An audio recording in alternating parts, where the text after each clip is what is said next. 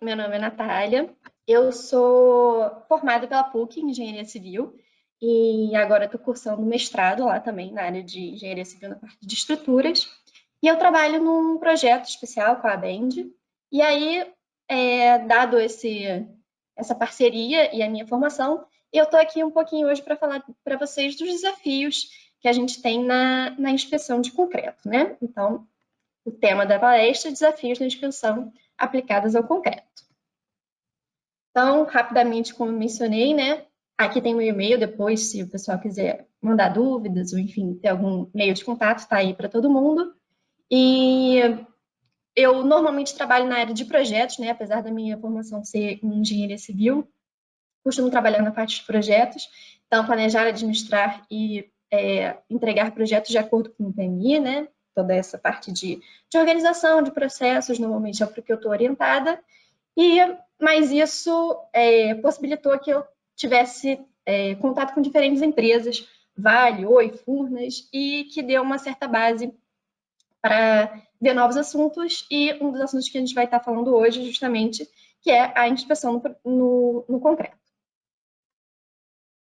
Então, por que os ENDs, né? Acho que todo mundo aqui já está familiarizado com tudo isso, mas para estruturas de concreto, normalmente os ensaios não destrutivos são aplicados nesses 4 pontos principais, que é a caracterização dos materiais, a detecção de defeitos internos ou superficiais, validação dimensional desses defeitos e o que a gente tem trabalhado mais agora, que é o comportamento de peças e estruturas, que, como o Leonardo falou, né, é a integridade da estrutura ou monitoramento da saúde da estrutura. É uma linha de tendência que tem se desenvolvido bastante para estruturas de concreto. Então, nessa palestra aqui de hoje, eu vou tentar abordar esses 5 pontos principais.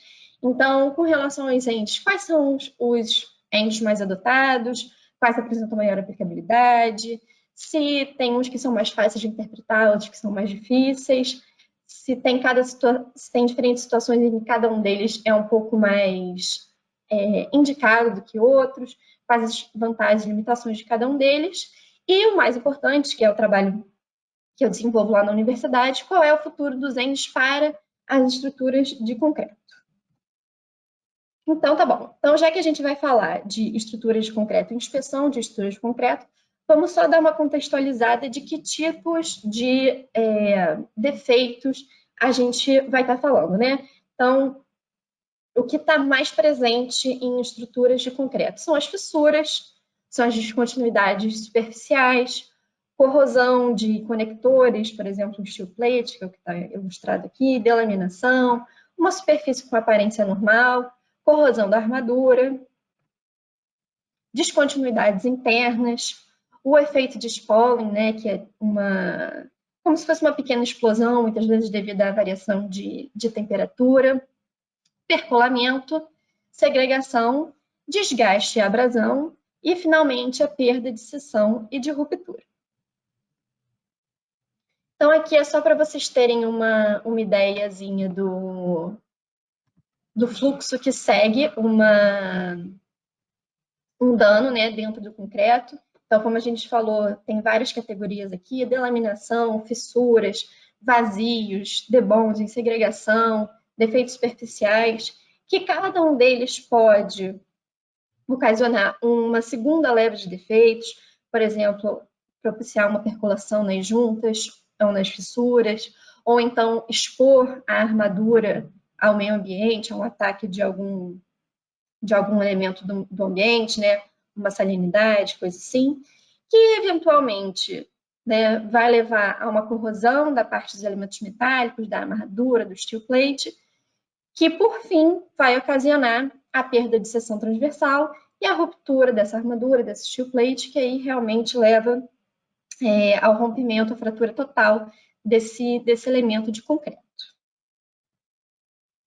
E aí, quais são os principais ENDs que a gente trabalha para estruturas de concreto, né? Muitos deles já são conhecidos: o Impact Echo, o esclerômetro, o ultrassom, radiografia, o pitch, mas tem outros que podem ser aplicados ao concreto, mas que são mais utilizados normalmente em estruturas metálicas, ou enfim. Então, aqui a gente tem um panorama geral. Claro que existem outros ensaios que não estão sendo abordados aqui, isso aqui é só um apanhado, mas para a gente ter noção do que é mais trabalhado no dia a dia.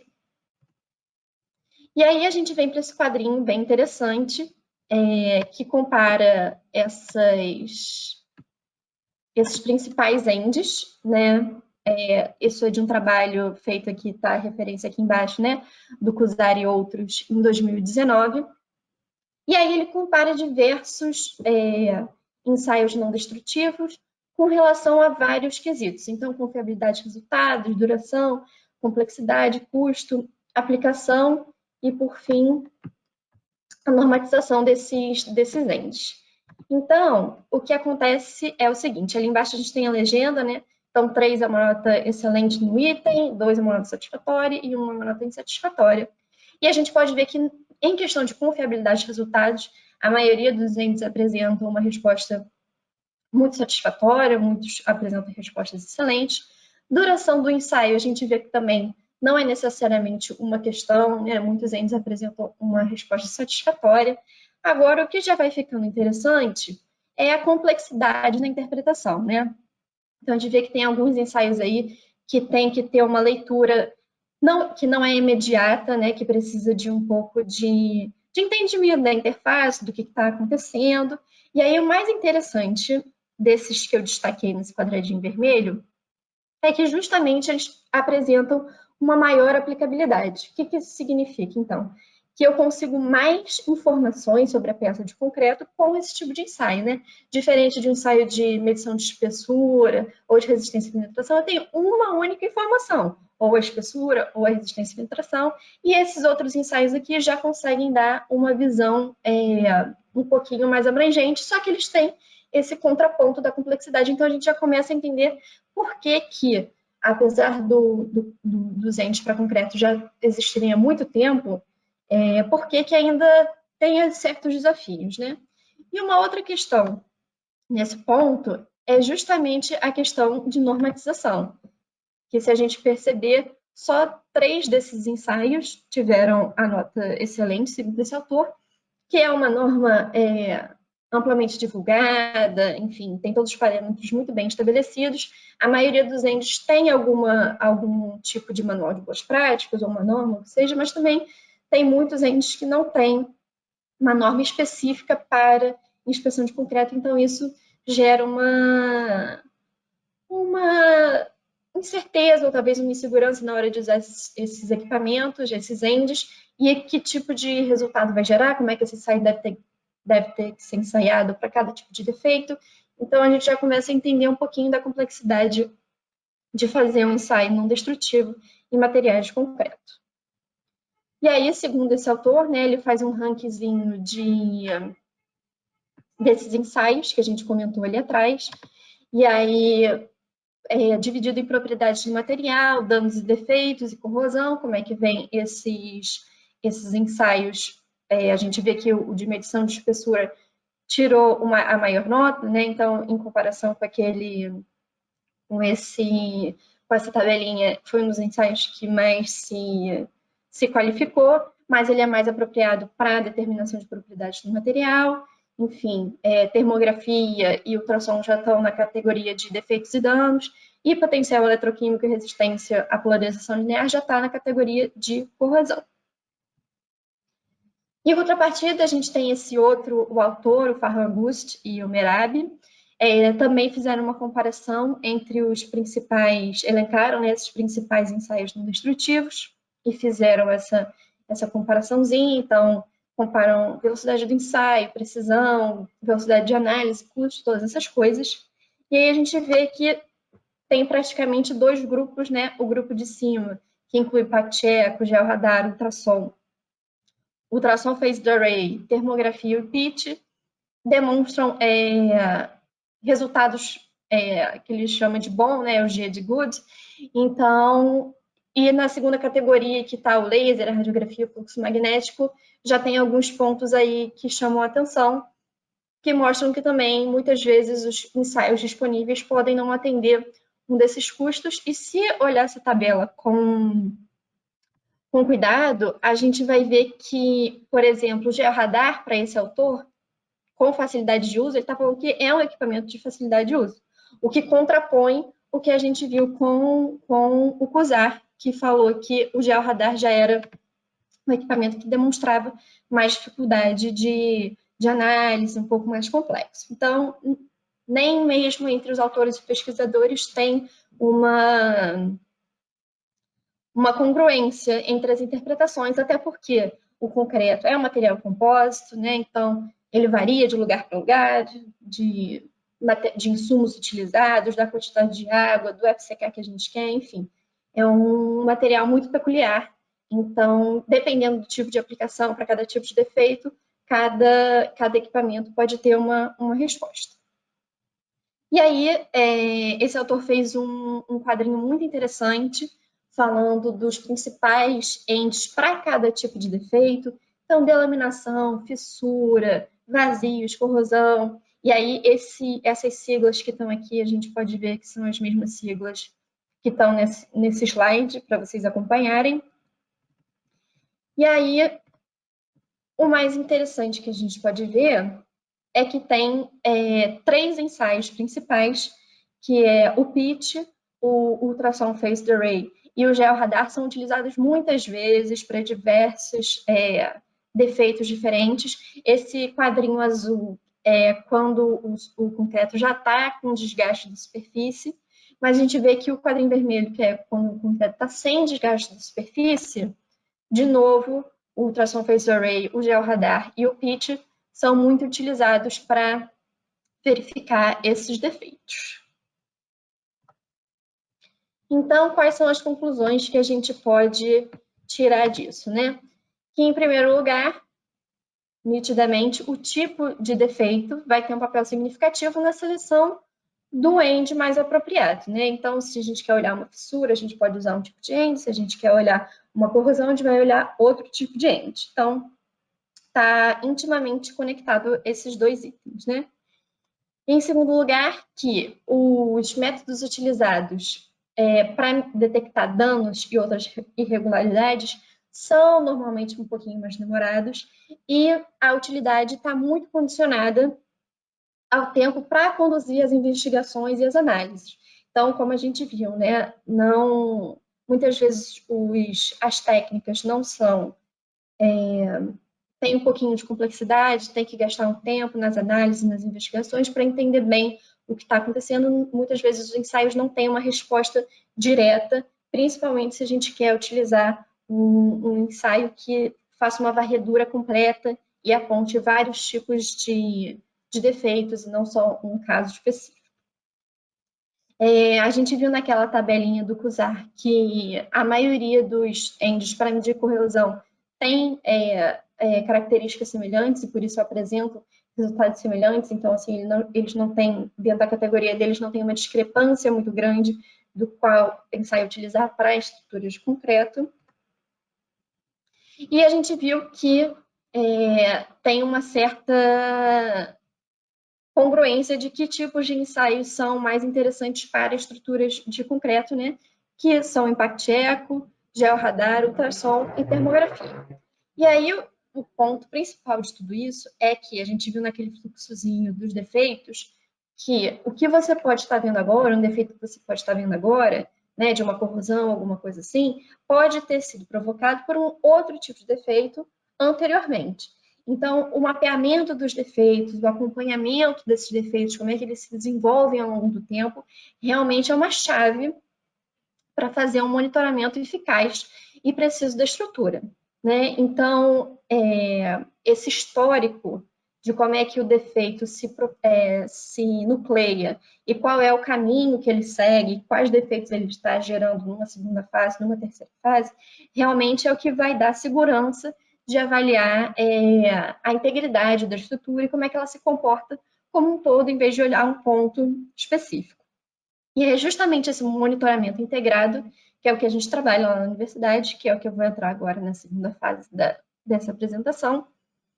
Então, eu falei do status atual desses principais entes para para concreto e quais são algumas dificuldades ou algumas limitações, ou enfim, alguns prós e contras desses ensaios. Mas, de forma geral, tem algumas complicações nesses ensaios destrutivos no momento que eles estão sendo aplicados, o status quo deles, né?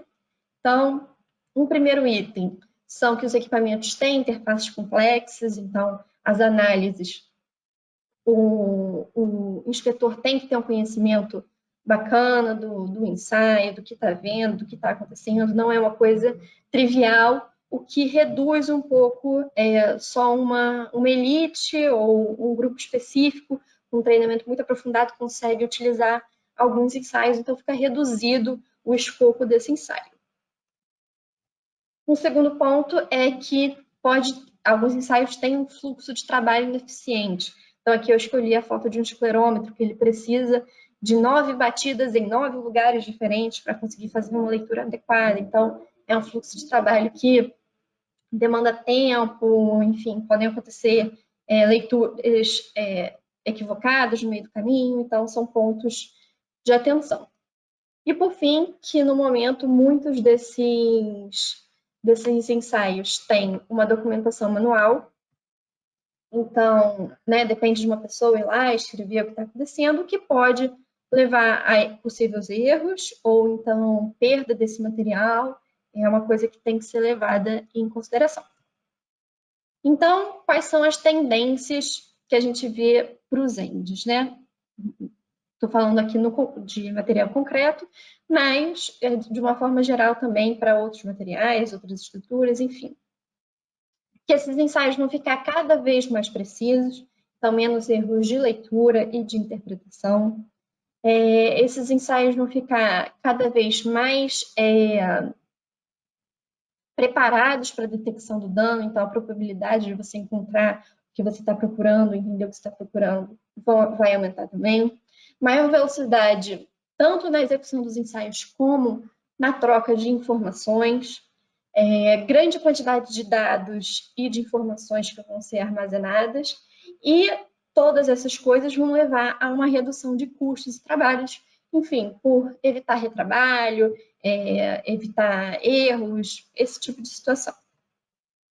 E aí o que a gente vê é que vai ter, com a indústria 4.0 cada vez se evoluindo mais, né, o que a gente falou de empreendedorismo, de inovação, como é que essas coisas permeiam o nosso ambiente de trabalho.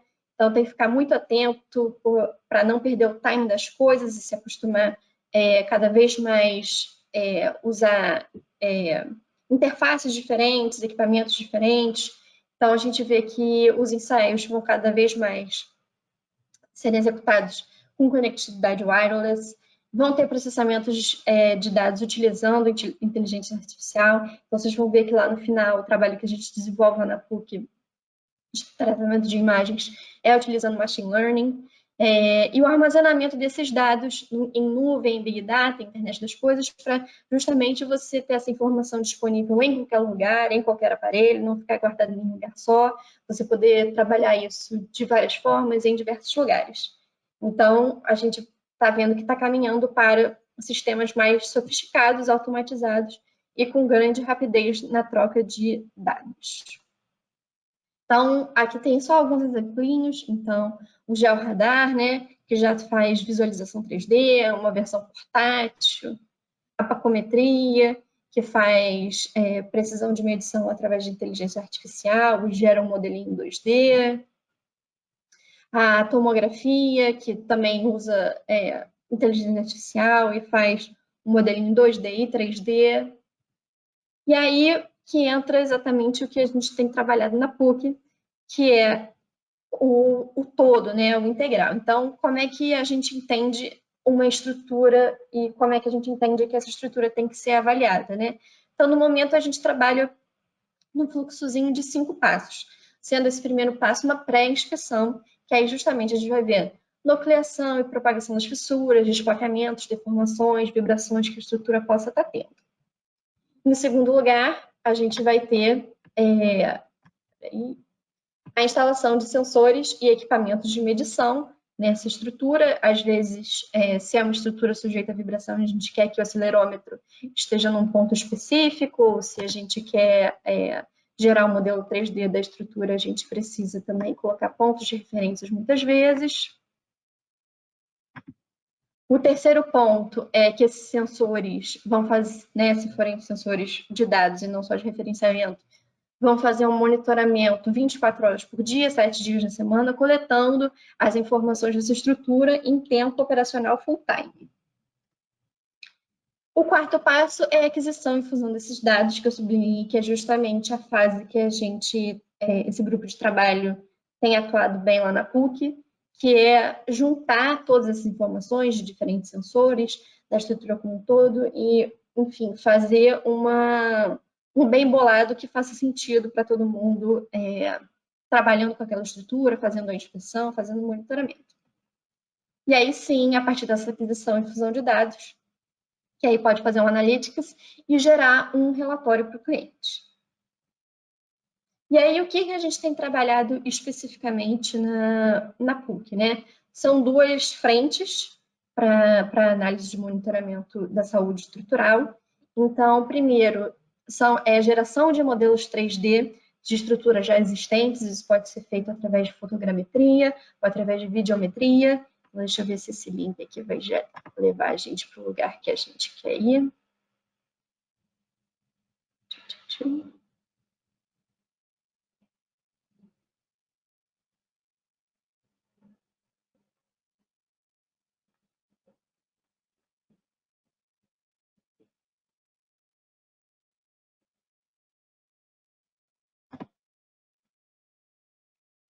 Então, esse aqui foi um modelinho só bem básico que a gente fez através de vídeos disponíveis então, na internet, no YouTube. Então, nem foi uma aquisição de dados diretamente nossos, foi de coisas disponíveis abertas ao público. Então, a gente gerou esse modelinho 3D. E aí, o que a gente faz a partir desse modelinho 3D, a gente começa a parametrizar ele por nuvem de pontos, enfim, pontos de referência das indicações, desses defeitos. E aí a gente pode, nesses pontos específicos, anexar uma informação, né? Então, vocês estão conseguindo ver esse modelinho em 3D? Sim? Não? Sim, tá bom. Então, o modelo em 3D, se eu clicar aqui num ponto específico, deixa eu ver se ele vai abrir. Tchan, tchan, tchan. Calma que ele vai. Então, eu posso ter uma foto de uma seção específica desse ponto, ou eu posso, inclusive, anexar já um laudo, né, desse defeito. Então, essa estrutura fica completamente parametrizada e apta da gente fazer esse acompanhamento contínuo. Então, deixa eu voltar aqui para a apresentação. Então, parte disso é o modelinho 3D e a outra parte é o que a gente chama de processamento digital de imagens, que é a partir da coleta de informações, né? Ou de fotogrametria, ou de videometria, a gente começa a trabalhar essas imagens individualmente para conseguir, em primeiro lugar, classificar que ali tem um tipo de dano que interesse, então uma fissura, um poro, e depois que a gente classificar esse tipo de fissura, a gente quantificar. Então, como é que está a abertura da fissura, qual é a profundidade, esse tipo de questão. E todos esses itens são inseridos no modelo 3D, criando um modelo completo, né? Então, se tempos depois a gente decidir mandar de novo, por exemplo, um drone nessa estrutura, filmar essa estrutura como um todo. E aí a gente sabe que, através de pontos referenciadores, eu tinha aqui uma fissura no ponto XYZ, que em março de 2020 estava com uma abertura de 2 milímetros. E agora eu estou vendo que eu fiz de novo esse voo em junho eu vi que essa fissura que antes tinha 2 milímetros, acabou agora com 6 milímetros e já está expondo a armadura já está mostrando sinais de corrosão. Então, a gente tem um modelo vivo que vai sendo complementado a cada novo ensaio e a cada nova inspeção, através desse processamento digital de imagens e desse modelinho parametrizado, né, que é o BIM. Então, aqui é um tipo de trabalho que a gente tem desenvolvido, né, em conjunto com a Bend, para torres de concreto. Então, aqui a gente pode ver uma foto onde tem uma fissura e poros superficiais. A gente consegue ver que já tem um contornozinho em amarelo. Isso, então, quem fez esse contorno amarelo já foi o machine learning que a gente está treinando. Então, o programinha mesmo já reconheceu esses pontos de interesse. A gente só deu esse input de que a gente queria ver os poros. E aí, a gente consegue, através de um algoritmozinho, quantificar esses poros, ver a abertura desses poros, ver a profundidade desses poros. Mesma coisa com a fissura, né? Antes, quem estava destacado eram os poros. Agora, a gente consegue ver a fissura destacada. E, novamente, quanto é que está a abertura dessa fissura em diversos pontos da estrutura. Então, aqui tem todas as referências que foram citadas nessa apresentação. E qualquer dúvida vocês podem mandar agora ou no chat ou então por e-mail. É isso, obrigada. Isso aí, pessoal. Obrigado, Natália. Quem puder pode aproveitar aqui e fazer as perguntas, que a Natália está lendo todas, tá bom? Uns 2 minutinhos para vocês escreverem.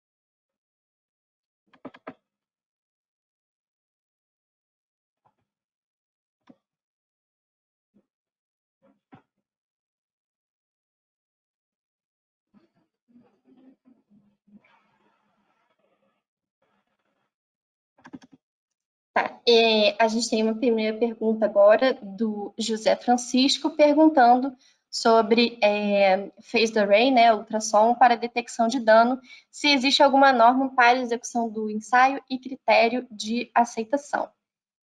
Então, pessoal, deixa eu dar um pequeno adendo aqui. Eu não sou da parte de inspeção, então eu trabalho mais com essa parte de modelo 3D e processamento digital de imagens. Então, essa parte do ensaio em si, critérios de aceitação, esse tipo de informação, eu acho melhor encaminhar para a Elaine e talvez ela possa redistribuir dentro da Bend, que realmente eu vou ficar devendo isso para vocês. Então, José, desculpa, não vou poder responder a sua pergunta nesse momento. Quem sabe, né, a gente está participando desse encontro da Bend, enfim, com vários players do mercado. Então, fiquei bem inspirada pela palestra do Leonardo e do Vegari. Então, pode ser uma área que eu comece a trabalhar, mas no momento eu ainda estou no meio acadêmico. Qual é o processo de cura e vida útil? Processo de cura do concreto, você diz, em geral? Desculpa, genuíno. Se você puder ser um pouquinho mais específico, eu agradeço. E temos também uma pergunta do Luciano. Como posso acompanhar esse trabalho posteriormente? Existe algum canal ou meio? Então, Luciano, esse trabalho que a gente está executando em parceria com a Bend vai até mais ou menos o meio do ano. Então, durante esse período e até um pouquinho depois, você pode, né, o meu e-mail está nessa apresentação. Então, você pode mandar, perguntar o que você quiser através desse e-mail. E até o meio do ano a gente vai estar disponibilizando essas informações, se você quiser saber mais sobre, ou se quiser fazer uma pergunta aqui no momento também pode. Tá bom, vamos agora. Walter dos Santos. GeoRadar, Pitch e Phase Array são os mais utilizados em obra? Olha, Walter, eles são bastante utilizados, tá? Apesar agora de eu estar trabalhando na parte de modelos computacionais, e não estar presente direto na obra, eu tenho alguma experiência com isso, trabalhei durante um tempo com a Odebrecht, e a gente via, sim, a utilização desses equipamentos. O pitch, né, é muito usado para estacas, então, se a obra foi feita sobre estacas, ele costuma ser bastante utilizado. Já o radar phased array eu vi porque na obra que eu fiz a gente teve um problema com o FCK, que a gente, do projetista, né, determinou o FCK, que o concreto, apesar de ter passado pelo teste de arrasamento, depois mostrou que esse FCK não foi atingido.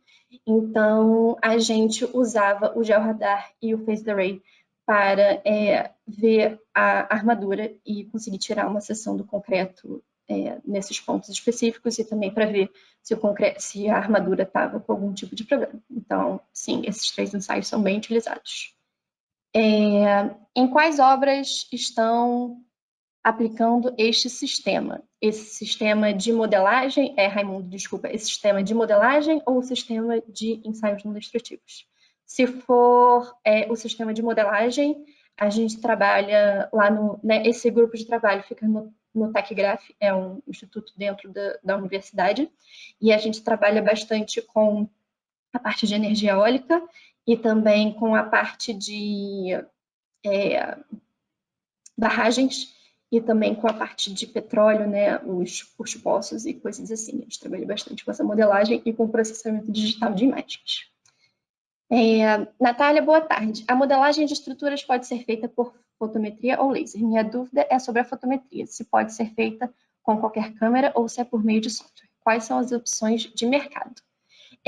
Tá bom. Então, para conseguir gerar essas imagens de fotogrametria, existem opções no mercado de câmeras, mas precisa normalmente ser uma câmera potente, né? E aí vai entrar em todas as questões de se é zoom ótico, se não é zoom ótico, enfim, de abertura da lente, são questões que a gente acaba tendo que trabalhar. E depois disso, tem um softwarezinho para quem se interessa por esse tipo de assunto, que é o ImageJ. Então, através desse software, você pode começar a mexer um pouquinho com o processamento digital de imagens, mas depois, para um refinamento maior, aí sim é o desenvolvimento de software particular, enfim, desse grupo de pesquisa. Mas então, a princípio, tem câmeras sim disponíveis no mercado e software também disponível no mercado. O Raimundo perguntou quais obras estão utilizando o sistema de inspeção. Que aí eu acho que eu comentei, né? Então, eu trabalho com torres eólicas, barragens e essa parte de petróleo. E acho que eu pulei só uma pergunta da cura. Enfim, a cura estrutural pode ser feita, né? A gente só quer manter a umidade do concreto para evitar que apareçam fissuras antes do tempo, antes dele começar a trabalhar realmente. Então, o que a gente trabalha no dia são técnicas bem rudimentares. Então, ter uma manta, ou então colocar perto de gelo para abaixar a temperatura do concreto, né, que ele tende a ficar muito quente durante a cura dele. Então, realmente não tem, na prática ainda, nenhuma coisa muito diferente do que é aplicado desde sempre, em respeito à cura. É isso, pessoal. Respondi a todos. Eu acho que é isso mesmo, né, Natália? Bom, obrigada a todo mundo que participou. Obrigada, eu agradeço a presença de todos e as perguntas, e qualquer pergunta que eu não respondi, ou respondi de uma forma que talvez não tenha sido o objetivo da pergunta, por favor, entre em contato e me mandem e-mail, e enfim, fico feliz de conversar com vocês.